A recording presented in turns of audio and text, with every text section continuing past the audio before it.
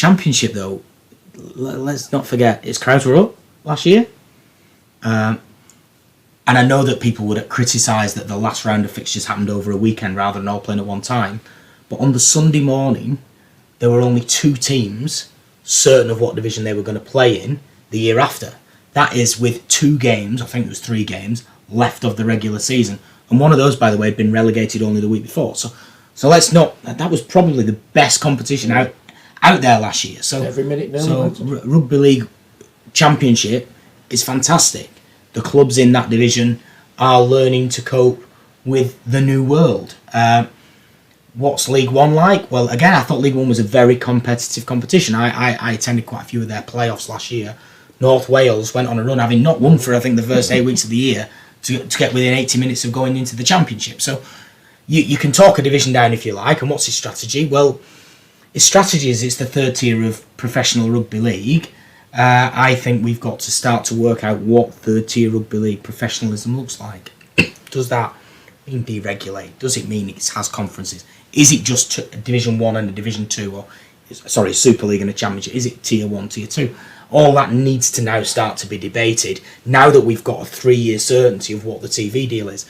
The key thing we have to remember here is the market should decide these things. You know, people will either choose to go and watch something or not. You can't keep blaming the structure, the RFL, the loop fixtures, whatever it might be.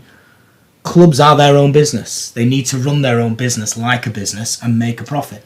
You're killing the sport. You're the RFL. You're killing the sport. That's what I keep reading. And we have to help them. We have to help them do that. So we can't over-regulate at every level of the game, you know.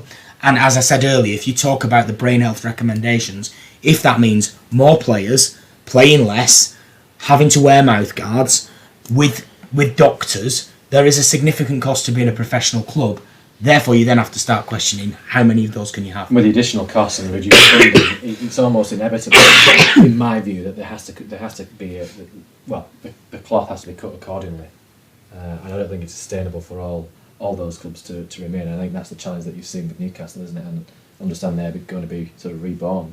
Yeah, but when League One was introduced, it was off the back of the Rugby League Conference, maybe, that had formed some teams in development areas.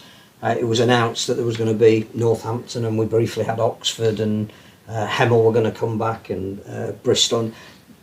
But it never really happened. And was that because the concept wasn't formally fleshed out enough? Or was that because not enough was done by the governing body to make sure that those clubs were given the fertiliser they needed to flourish? Or is that too simple a way of looking at it?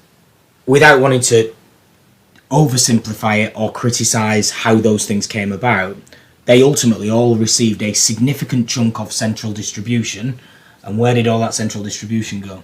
Did it go on producing routes in the area, getting a fan base and growing a sport organically, or did they spend it all on players and bring them down from the north? But did we have to take away promotion and relegation at the same time to give them time to flourish? But they didn't have relegation at that time because they couldn't fall out of that division. So they could have built that time. And if you look at Cornwall, they have spent a couple of years at the bottom of that division. Last year they won more games than they won the year before. They're building and getting 1,000 people watching. Exactly, and that's a great crowd. That's in that what division. you've got to do. You've got to go and put some development fertiliser down. Not I'm going to go and get 15 of the best players from the north and bust them down every week and play a game. But I mean, I remember the conversations that Ralph was having with the RFL staff about, we're going to go out to new markets to try and get, these clubs like Oxford, etc., to try and grow number of people watching the sport, to grow the TV deal.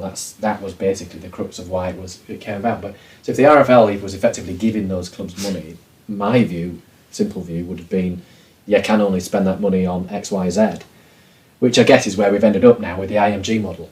In effect, it's not saying you can't spend money in those areas, but you're getting scored, and therefore, if you've got anything, and I think that's where we've got to start to look at that competition review. Can't just be about who plays in what division and how many teams do you have.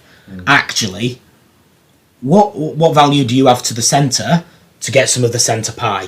And that is the challenge, I think, for every club. And the challenge for the centre is, well, why should we be beneficial to you? What are you giving me in return? So it's a two-way thing, that. And I think that's where I think grading works, but at the minute all our other models are all still based on field, so we have to think about that transition out of that.